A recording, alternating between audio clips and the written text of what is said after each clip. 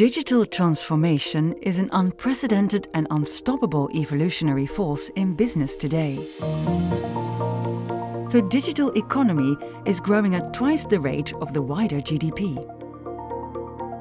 In the next 5 years, we're going to experience just as much change as we've seen in the last 3 decades alone.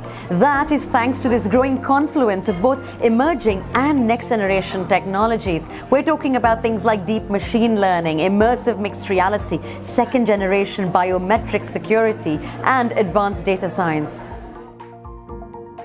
Given the speed, scale, and complexity of the changes unleashed, how well are companies prepared to survive in these turbulent times? So far, the signs are very mixed. A 2015 McKinsey study revealed that most companies have yet to realize the full value of digital, primarily because of deficits in leadership and talent. An MIT Sloan Management Review study found that only 44% of respondents from a pool of global managers and executives say their organizations are adequately preparing for digital disruption. An overwhelming 70% say they don't have the skills needed to adapt as a digital leader. It's not just about having a digital guru or chief digital officer or chief innovation officer anymore. Setting the tone for digital transformation is a top-down exercise. It has to come from the top, and that means the CEO needs to change. CEOs need to be what we would call disruptive digitalizers. And what that means is they have to have the mindset and resourcefulness to make the transformation happen. Those CEOs who are out there in our global world, moving ahead of the game, question the status quo. They're the individuals who are what we call the outside-in visionaries. I think most organisations recognise that change is imminent and that the strength of existing leadership and therefore the strength of the enterprise depends on senior leaders being agile, not just managing digital change, but learning to drive it as well.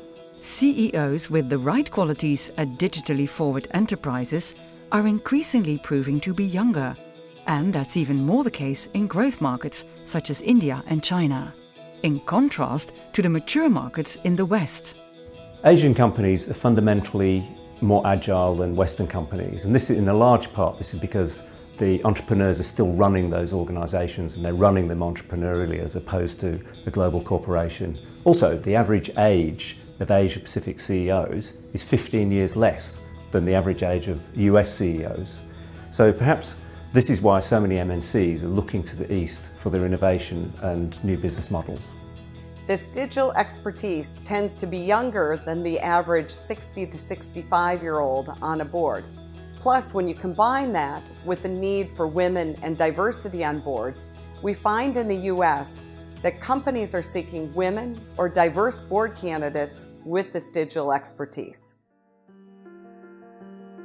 Even with a digitally forward CEO, an internal digital deficit can serve as a major roadblock to digitization. Several studies also point to the fact that the digital gap is most prevalent at the board level and often generational in nature. In Asia Pacific, most C-suites have someone in their late 30s, early 40s.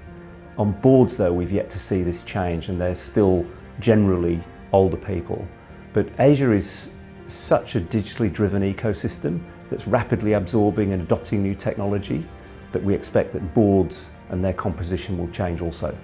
2 trends we're seeing in hiring in Silicon Valley are 1, increased diversity, and 2, innovation.